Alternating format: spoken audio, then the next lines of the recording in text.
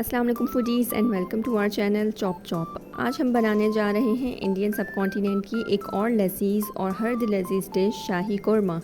So without any further delay let's get started. सबसे पहले एक पॉट में 1 कप ऑयल गरम कर लें।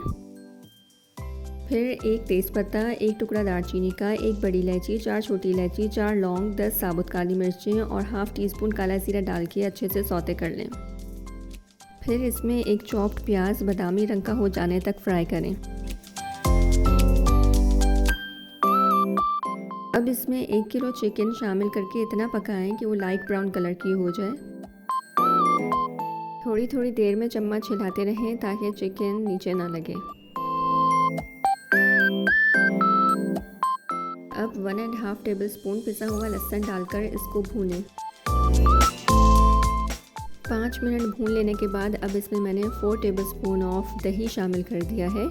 अगर लहसुन नीचे लगने लगे आप तब भी पानी के इस्तेमाल की जगह आप दही का इस्तेमाल करके इसको मज़ीद भूनें।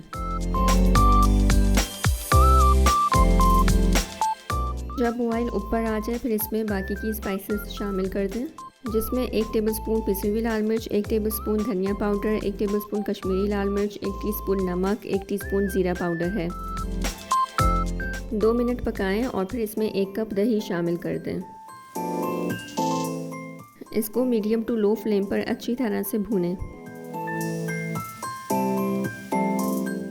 इस स्टेज पे जबकि दही का पानी खुश्क हो चुका है और मुर्गी अच्छी तरह से भून चुकी है तो अब हम इसमें क्रीम का और आलमंड का पेस्ट डालेंगे। यहाँ आप काजू का पेस्ट भी डाल सकते हैं। अच्छी तरह से मिक्स करें और 2 मिनट के लिए पकाएं। फिर इसका लिड कवर कर दें और 10 मिनट के लिए लो हीट पे पकने दें।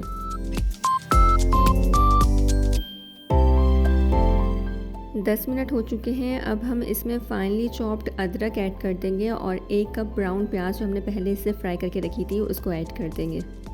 अगर आप यहाँ तक पहुँच चुके हैं तो इसका मतलब है आपको रेसिपी पसंद आ रही है। So please hit the like button. थोड़ी देर के लिए पकाएं और फिर इसमें हाफ़ टी स्पून जावित्री पाउडर, हाफ़ टी स्पून जायफल पाउडर और 1 टेबलस्पून ऑफ केवड़ा वाटर शामिल करके अच्छी तरह से मिक्स कर लें। अब इसमें 1.5 कप ऑफ वाटर शामिल करके लिड कवर कर दें और इसको तब तक पकाएं जब तक तेल ऊपर आ जाए। याद रहे कि आपका फ्लेम लो होना चाहिए। तो लीजिए, दावत का मज़ेदार चिकन कोरमा आसान रेसिपी के साथ तैयार है। In the end, I would say subscribe to this channel for more such recipes and share this recipe with your loved ones. Until next time, happy cooking!